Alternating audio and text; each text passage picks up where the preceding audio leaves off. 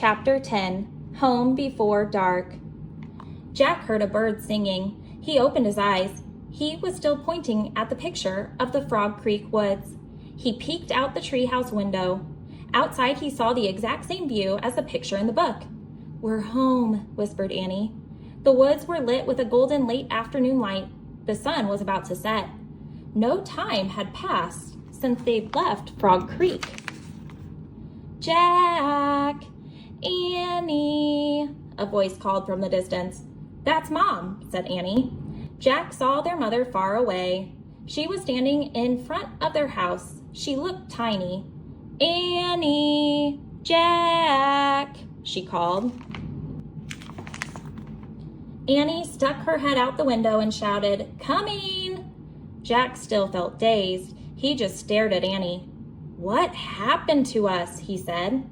"We took a trip in a magic tree house," said Annie simply. "But it's the same time as when we left," said Jack. Annie shrugged. "How did it take us so far away?" said Jack, "and so long ago?" "You looked at a picture in a book and said you wished we could go there," said Annie, "and the magic tree house took us there." "But how?" said Jack. "And who built this magic tree house? Who put all these books here?" "A magic person, I guess," said Annie. "Oh, look," said Jack. "I almost forgot about this." Jack reached into his pocket and pulled out the gold medallion. "Someone lost this back there," he said, "in Dinosaur Land. Look, there's a letter M on it."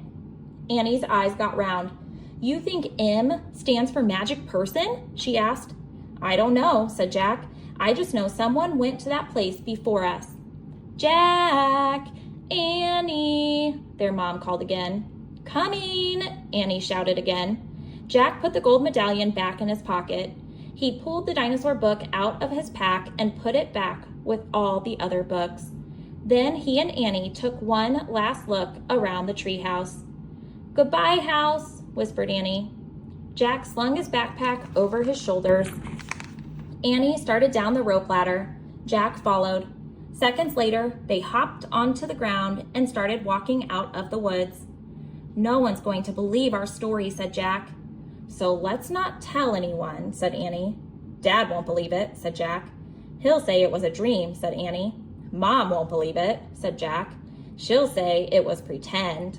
"My teacher won't believe it," said Jack. "She'll say you're nuts," said Annie. "We'd better not tell anyone," said Jack. "I already said that," said Annie. Jack sighed. "I think I'm starting not to believe it myself," he said.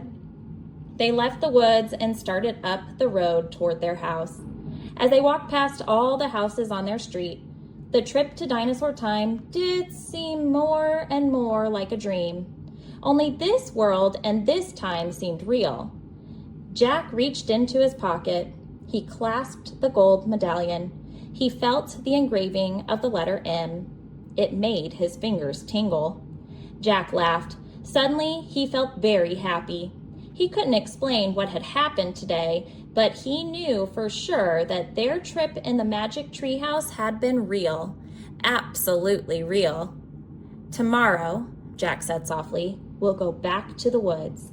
"Of course," said Annie. "And we'll climb up to the treehouse," said Jack. "Of course," said Annie. "And we'll see what happens next," said Jack.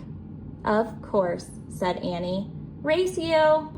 And they took off together, running for home. That is the end of book number 1. Join me back here for book number 2. Bye, guys.